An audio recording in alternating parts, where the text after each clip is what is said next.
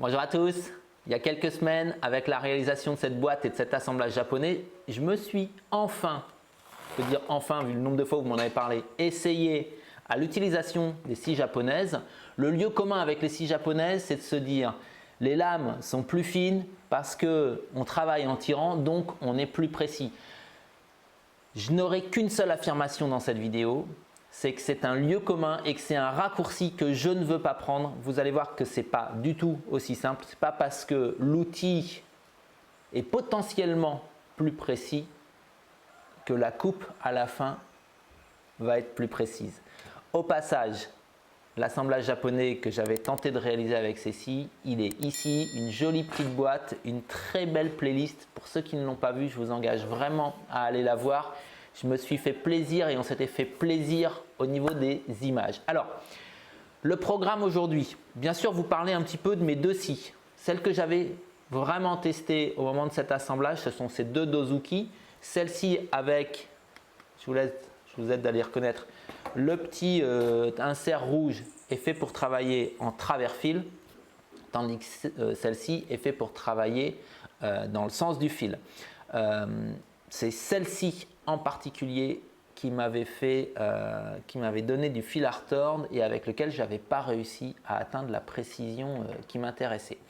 Donc ce que je vous propose dans la vidéo d'aujourd'hui, à la fois c'est de les essayer, à la fois de vous montrer les erreurs que j'ai fait dans cette première vidéo, de vous montrer également en théorie pourquoi utiliser des scies japonaises sur un établi comme le mien avec une presse avant, ce n'est pas forcément un avantage parce que ça va nous inciter à mal les utiliser et du coup à ne pas être précis. Donc à la fois des apports théoriques, à la fois des essais, à la fois des retours sur ces deux Dozuki et cette Kataba qui est donc fait pour des assemblages un peu plus gros et à couper dans le sens des fils. Je vous propose tout de suite, c'est de couper ici. J'ai besoin d'un bout de bois propre et donc de retirer ce faux tenon qui date de la précédente vidéo ou d'une des précédentes vidéos. Je vais tracer au tranché parce que j'aime bien ça. Avoir cette référence très précise qui nous permet aussi de visualiser en fait l'endroit.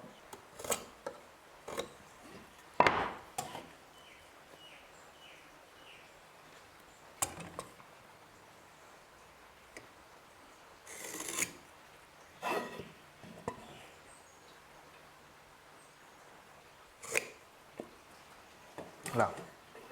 Donc, ma coupe est faite. Si je travaille avec une scie occidentale, je vais utiliser ce petit gabarit qui commence à vraiment plus ressembler à rien, mais le rebord inférieur vient se mettre là. Je suis calé. Je viens me mettre ici et je vais pousser pour couper. Bon, à moins de déplacer l'établi, je ne vais pas pouvoir bouger mon bois en coupant. Je travaille avec une scie japonaise, je vais tirer. Donc, je vous propose un petit réaménagement de l'établi. Tout simplement ici, voilà, une surface qui va être une surface de coupe. Je remonte mes petits taquets et cette fois-ci, je vais couper en tirant. Je vais pouvoir me servir de ce qui est sur place. Donc, c'est en fait la version symétrique du petit gabarit de coupe. Avec une scie occidentale, je vais commencer à couper derrière. Avec une scie japonaise, je vais commencer à couper vers moi. Je vais commencer à couper avec le début de la lame.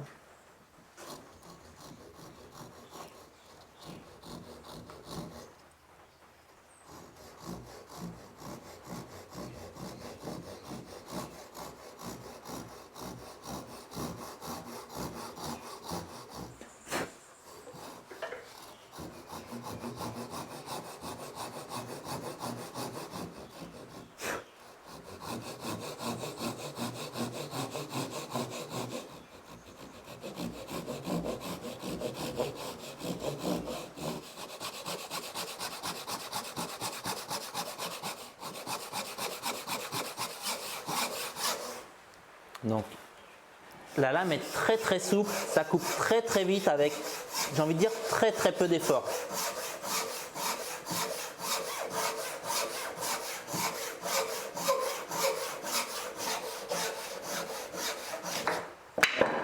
Alors, la première chose, moi, qui m'a juste bluffé, donc avec cette petite dozuki qui est faite pour couper en travers fil, c'est que, je ne sais pas si je vais réussir à vous le montrer, mais on a quasiment du brillant. C'est-à-dire on a un velouté qui est proche de celui que je vais obtenir en passant un coup de rabot en travers fil. Donc ça, je ne l'ai jamais eu avec une scie occidentale.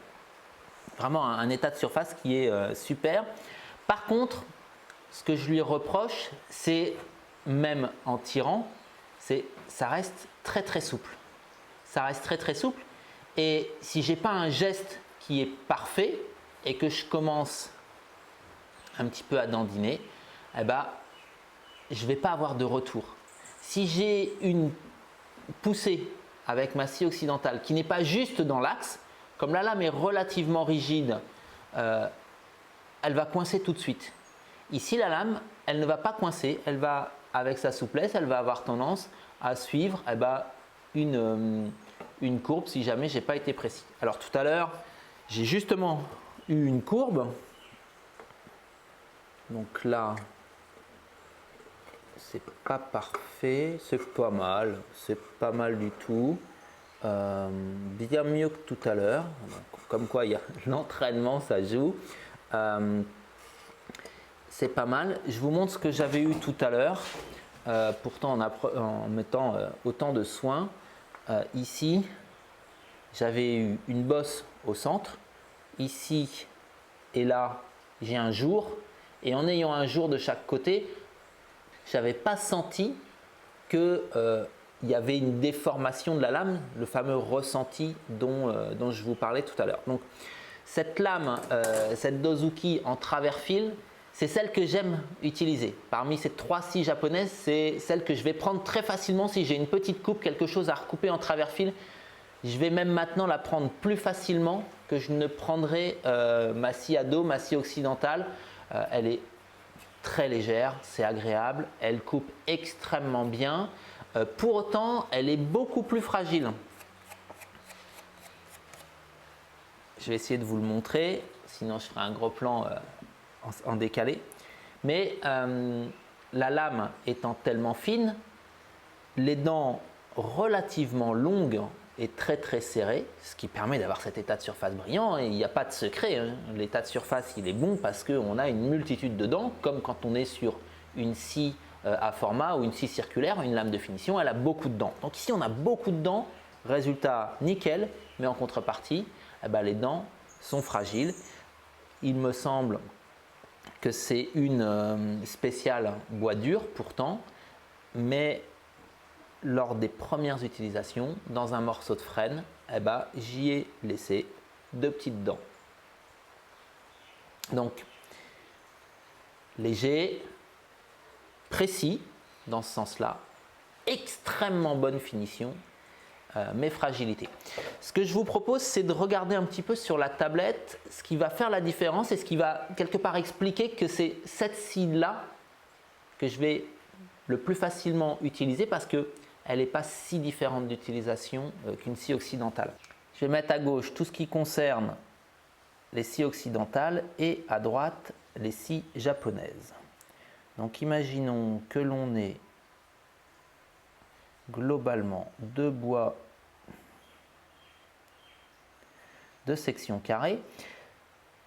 Avec ma scie Egoin occidentale, je vais globalement avoir la scie ici, hop, avec ma poignée là, elle est magnifique ma scie, et mes fibres sont toutes orientées comme ceci. J'ai des petits faisceaux qui se font couper. Avec la scie japonaise, je vais avoir à peu près la même chose, sauf que je vais travailler comme ceci, à ce niveau-là. Et bien sûr, je vais avoir les fibres qui sont ici. Elles se font toutes couper sans vraiment avoir un soutien de la voisine. Ici, on est en travers fil. On n'a pas de notion de fibre plus longue ou de fibre plus courte. Il y a une chose qui est intéressante ici. Regardez. Ici, je vais travailler en poussant. Ici, je vais travailler en tirant. Et mon trait rouge du départ, c'est comme un axe de symétrie. Prenez une scie égoïne. Ajoutez-lui ici un petit manche. Vous vous retrouvez avec une scie japonaise qui tire. On voit bien que quelque part, le fait qu'on ait eu des mécaniques où on décide de tirer, où on décide de pousser, ça a créé des différences d'organisation, mais au final, la mécanique de coupe, elle est à peu près pareille. On s'organise en commençant à couper par derrière. Ici, on va commencer à couper par devant. On a quelque chose qui est complètement symétrique. Ça, je l'efface. Par contre, on a quelque chose qui va avoir une incidence sur notre posture. Le jour où je vais me servir d'une scie égoïne, l'opérateur, il est en haut pour une scie égoïne, tandis que l'opérateur, il est en bas dans le cadre d'une scie japonaise. Tout à l'heure, quand j'étais en train de couper, vous m'avez vu me baisser ou en tous les cas me plier. Je n'étais pas au-dessus à me servir du poids de la scie. Donc, deux postures différentes. Ça, pour moi, c'est un premier constat. C'est quelque chose dont je n'avais pas pris conscience au moment où j'ai pris ces scies japonaises. J'en étais vraiment, comme je l'ai dit au départ, resté au lieu commun. La lame est plus fine. On travaille en tirant. Je vais tout faire pareil, sauf que je vais tirer. C'est pas si simple. Et là où c'est pas si simple, je continue à faire les dessins. Cette fois-ci, je fais la théorie avant. On va revenir cette fois-ci dans le cas d'une planche et on va travailler cette fois-ci avec la dozuki dans le sens du fil ou avec la scie, la kataba. Elle n'a pas le dos là qui la rigidifie. Donc je suis ici avec une belle planche. Avec ma scie occidentale.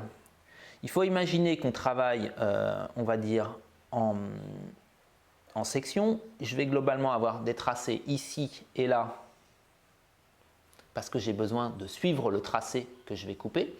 Avec ma scie occidentale, je vais venir la mettre comme ceci. En tous les cas, je m'organiserai comme ceci. Je le fais vraiment, je préfère le redire maintenant parce que je sais que c'est un sujet sensible et on va me dire oui, c'est pas comme ça qu'il faut faire. Je vous partage mon expérience en toute humilité. La scie japonaise, elle va être mise comme ceci. Je remets l'essence de coupe. Bing, ici, je travaille dans un sens, là, je travaille dans l'autre. Ici, en faisant ces flèches, net avantage à la scie japonaise parce que je me retrouve, imaginons, à la presse, ici, avec ma scie à dos. Si je veux voir les traits, je me baisse et je coupe en montant. Donc, dans le premier cas, ici, je suis en train de couper en montant. J'ai mis mon opérateur, il est en bas, hop là. Il est ici mon opérateur, comme dans le cas de la scie japonaise. Mais c'est exactement l'erreur que vous m'avez vu faire il y a quelques semaines avec la fabrication de cette boîte. Sauf que si on commence à réfléchir différemment, ici une fibre et là une autre fibre, dans le sens de la scie occidentale. Quand je coupe la fibre verte, elle est en appui sur la fibre rouge qui est plus longue parce que je pousse en montant. Mais si je fais la même chose avec une scie japonaise, la première à être coupée quand je tire, que je descends, on va dire, c'est la fibre rouge et la fibre verte est plus courte. Et donc, je travaille à rebrousse-poil. Et je vais essayer de vous enregistrer le son. On sentait dans, j'avais les vibrations au niveau des retours que j'avais de l'outil lorsque j'ai fait cette erreur au niveau de la fabrication de la boîte. J'avais ma lame qui rebondissait justement parce que j'étais à rebrousse-poil. Je rebondissais de fibre en fibre. Ici, en faisant ça, l'erreur, elle est où? Elle est d'utiliser une presse avant, d'un établi occidental avec un outil japonais. J'ai été voir pas mal de chaînes YouTube, j'ai essayé de me dire, vraiment, je me suis fait des nœuds au cerveau parce que j'avais regardé, comme vous, j'imagine, beaucoup de vidéos de Japonais en train de faire des assemblages et je ne comprenais pas parce que je les avais regardés sans voir leur posture, sans vraiment regarder. Si on reprend cette même planche, mais qu'on se met à réfléchir comment va travailler un Japonais, donc ici, tracer ici et tracer ici, il va venir avec sa scie, il va couper comme ceci, la scie elle est ici, il va couper dans ce sens, on a une fibre ici et on a une autre fibre ici. La première à se faire couper, c'est la fibre verte dans le sens de la descente. Et après, en dessous, on a une fibre qui est plus longue et du coup, on a quelque chose qui est fluide. Mais qu'est-ce que ça nous fait? Ça nous fait que là où moi j'avais pu mettre mon bois un petit peu en hauteur ici et avoir une posture à peu près droite, même si je me baisse un petit peu comme ça, eh ben, je me retrouve avec le bois à plat où je vais devoir carrément, si mon bois il est mis à plat ici, prendre mon bois et travailler ici. Et donc venir mettre un genou à terre. La scie, pour couper dans cette position-là, eh ben, je suis obligé de venir mettre un genou à terre, de changer ma posture. Je ne suis plus dans les postures de travail que j'ai l'habitude d'avoir depuis des années avec mes scies occidentales. Ça, c'est vraiment quelque chose que je n'avais pas perçu tant que j'étais resté dans la théorie, tant que je n'étais pas passé à la pratique. C'est une fois ces scies en main que j'ai compris cette grosse différence. Peut-être que je suis en train d'enfoncer une porte ouverte, mais voilà, c'est comme ça. Au moment où j'ai tourné la vidéo l'autre jour, je n'avais pas compris ce phénomène.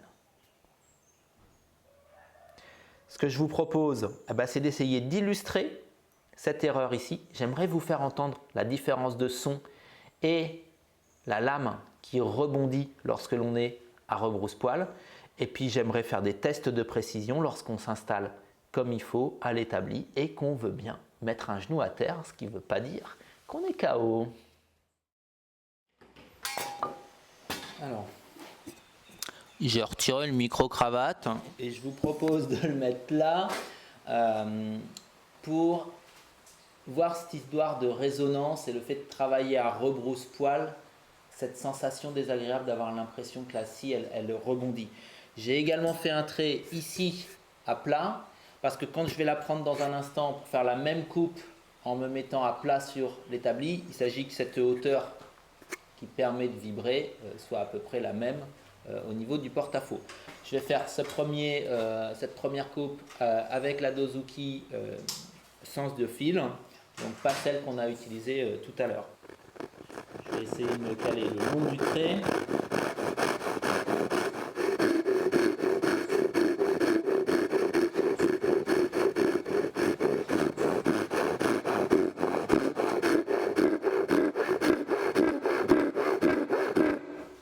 J'ai même pas envie de continuer.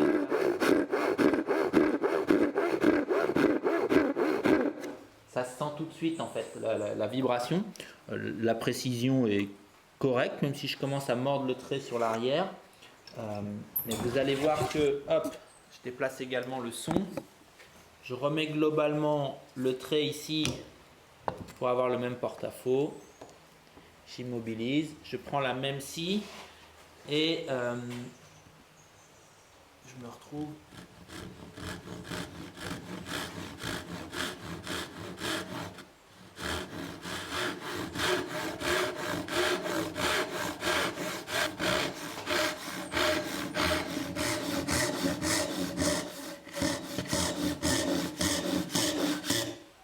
J'espère que la différence de son s'est entendue parce que ici dans l'atelier c'est juste flagrant.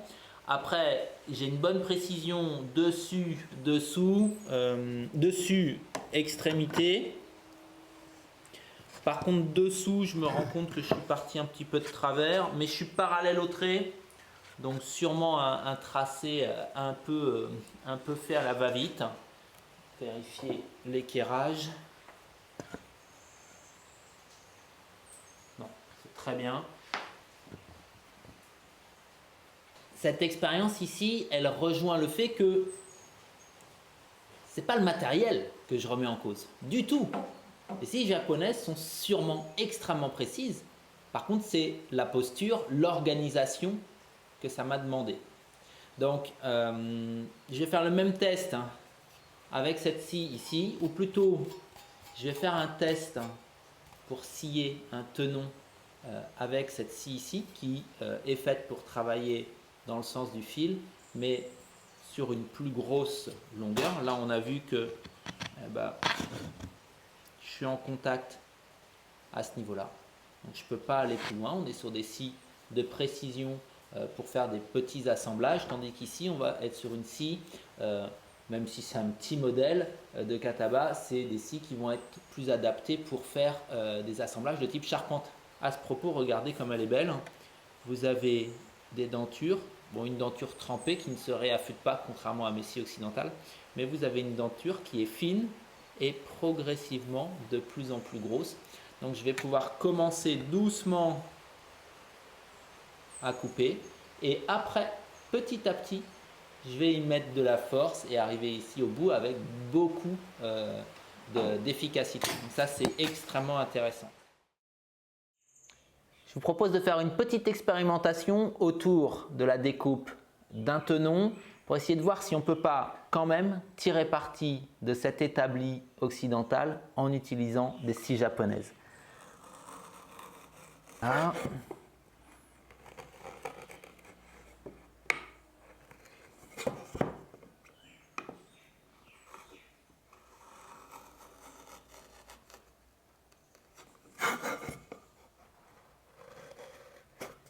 Voilà pour les arasements.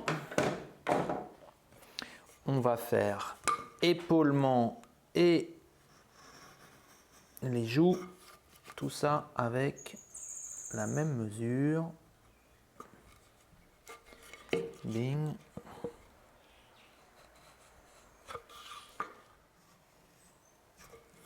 Paf. Et ici aussi.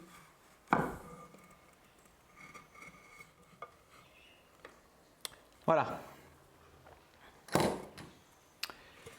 Je vais d'abord faire tous ces traits avec la Kataba, donc 1, 2, 3, 4 traits de scie dans le sens du fil. Donc en toute logique, je devrais m'installer comme ça. C'est ce que je vais faire pour commencer. Mais après, j'ai envie de tester quelque chose.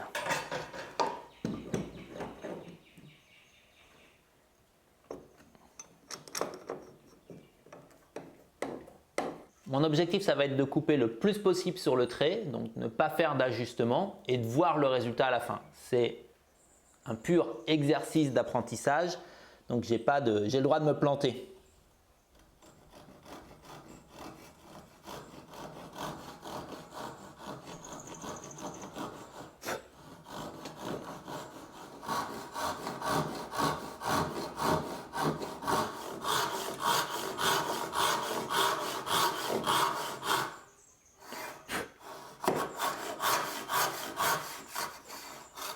En train de dévier.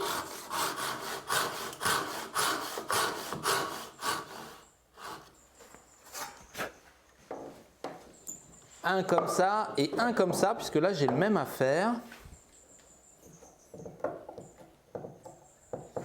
Mais cette fois-ci dans la longueur.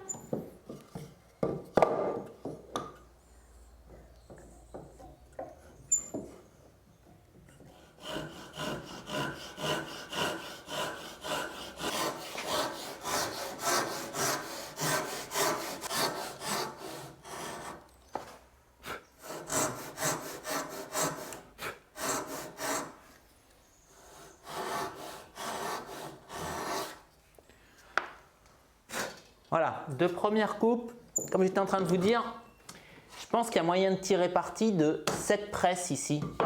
La presse en bout, ouverte, elle va me permettre ici de venir caler mon bois comme ceci. Je vais pouvoir travailler, ça c'est la théorie, on va voir si ça marche, à la fois quasiment debout, dans une position où on va dire plus occidentale, sans m'accroupir, et à la fois en respectant le sens du fil.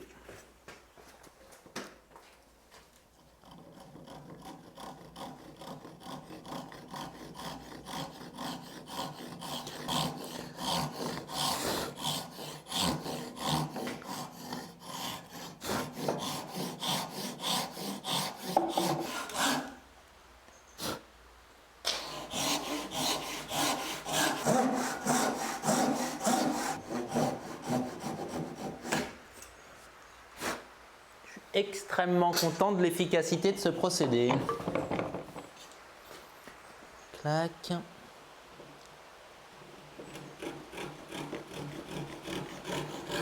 Un petit peu moins pratique au départ ici parce que je tire en montant pour faire le chemin, on va dire, indiquer le passage à la lame.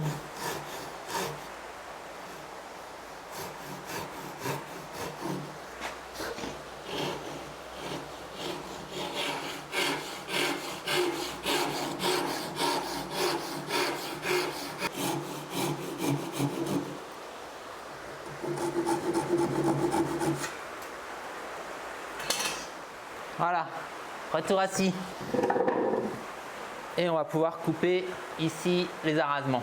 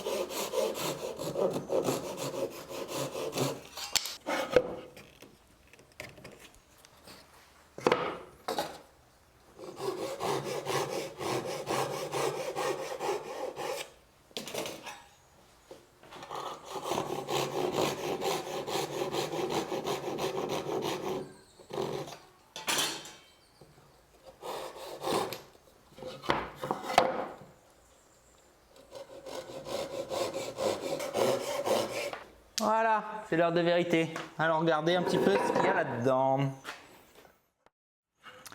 Donc, déjà ici, un petit nettoyage et une première erreur qui n'a rien à voir avec les scies.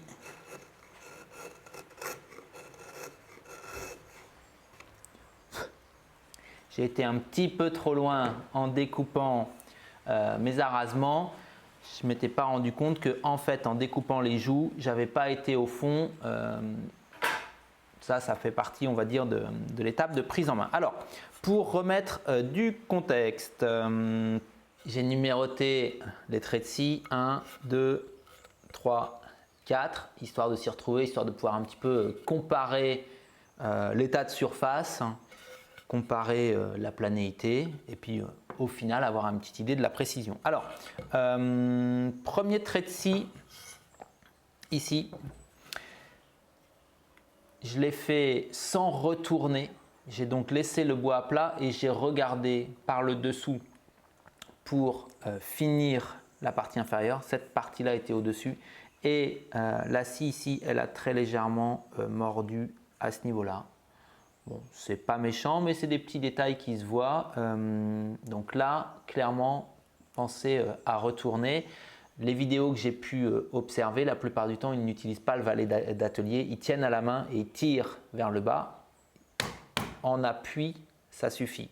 Donc, c'est peut-être aussi à moi à développer un petit peu ça en termes de technique. Au niveau de l'état de surface, de la face numéro 2, celle que j'ai donc découpée en étant verrouillée sur le champ avec le valet. J'avais retourné, je ne sais pas si vous vous rappelez, et j'avais eu un petit décalage. Est-ce qu'on le retrouve? Bon, l'état de surface, c'est pas très joli, mais à l'intérieur d'une mortaise, c'est très très bien. Ça fait des aspérités pour tenir au niveau de la colle. Ici, on est bien. Oh, peut-être que j'ai très très léger décalage. Ici, je ne suis pas tout à fait en contact, mais bon, c'est vraiment pour pinailler. Donc, globalement, c'est tout bête, mais j'ai scié droit, ce qui est plutôt pas mal. La deuxième joue que j'ai faite, cette fois-ci pour la première fois, dans la scie, dans la presse embout ouverte, et cette fois-ci j'avais pu ne pas retourner. Ça se voit d'ailleurs au niveau des traits de scie, parce qu'on va avoir des traits de scie qui vont partir comme ça, comme ça, comme ça, comme ça, ici de plus en plus vertical, et je finis à la verticale. Donc on a un espèce de soleil, tandis que de l'autre côté on repère des traits de scie qui sont comme ça, et on repère également des traits de scie qui sont comme ceci. Donc un état de surface qui pour la première des deux joues était un peu moins bon que ici. En termes d'alignement, c'est peut-être très très légèrement meilleur, mais bon, voilà. Erreur que j'ai faite en coupant à ce niveau-là. Je n'avais pas été assez loin en découpant la joue. Du coup, ma chute n'est pas tombée quand j'ai coupé l'arasement et j'ai été un peu trop loin en découpant l'arasement. Voilà. Pour ce qui est de l'épaisseur, est-ce que j'ai pu être constant? Donc ici, donc j'ai 12,3, 12,4, 12,6. Et là, entre 12,4 et 12,5. Donc, globalement, j'ai un petit peu plus, j'ai 12,4, 12,6, non, j'ai peut-être un 12,3. Je dois avoir 3 dixièmes. Je pense que 3 dixièmes, ça doit être à peu près l'épaisseur d'un de mes cheveux. Non, plutôt 2 dixièmes. Hop, mais est-ce que je l'ai bien pincé? Ouais, voilà, 2 dixièmes. Moi, ça me bluffe. Ça me bluffe. Je vais être très sincère avec vous. Cette vidéo, elle me réconcilie avec les scies japonaises parce que j'ai fait le travail de réflexion de savoir, mince, pourquoi ça ne marche pas? Comment est-ce qu'il faut l'utiliser?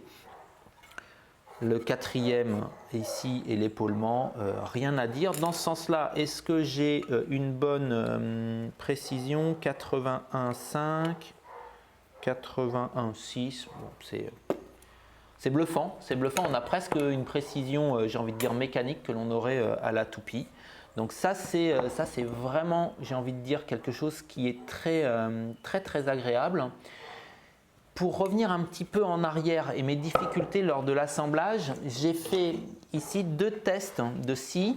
Donc on revient sur la Dozuki, mais pour couper dans le sens du fil. Elle a fait ce trait de scie ici, tandis que ma scie à dos occidentale a fait celui-là. Donc j'ai deux traits parallèles. Je vais le mettre face à vous. Je pense que globalement, on ne voit pas de différence de voix. Je pense qu'on a une voix qui est équivalente sur ces deux scies. Par contre, en termes de sensation, ce qui m'a en fait déconcerté la première fois, c'est que ici, quand je mets, je ne vais pas abîmer ses dents, la scie japonaise dans sa voix, j'ai un petit peu de jeu. J'ai un très léger jeu, ce qui fait qu'on a le droit à l'erreur et on peut très légèrement rattraper une mauvaise orientation lorsque l'on attaque la coupe. Par contre, ma scie occidentale que j'ai déjà réaffûtée plusieurs fois, globalement, elle n'a pas de voix. Si je la mets ici, il n'y a pas. Ça bouge à peine. Elle, si je pars de travers, elle coupe de travers. La messe, elle est dite, on peut rien en faire. Donc, je pense que c'est ça qui m'a déconcerté, c'est que globalement, moi j'avais cette habitude-là, une bonne concentration au départ, une fois que je suis sur le trait, ça va tout droit et ça scie sur le trait. Et quand j'ai basculé sur cette scie japonaise, qui a une voie extrêmement fine, mais comme elle a une lame encore plus fine, on a une différence entre la voie, le chemin laissé par les dents et le corps de la lame qui est plus important que sur ma scie occidentale. Et c'est ce petit décalage, ce petit delta qui, quelque part, maintient la lame sur son cap. Ça fait partie des choses qui m'ont déconcerté. Puisqu'il faut finir, j'ai dû être très très long, mais j'avais vraiment envie de vous partager cette expérience avec vous. Plusieurs choses. 1, cette vidéo, elle me réconcilie avec les scies japonaises à condition de ne pas chercher à travailler debout à la manière d'un occidental. Donc, plusieurs possibilités d'organisation.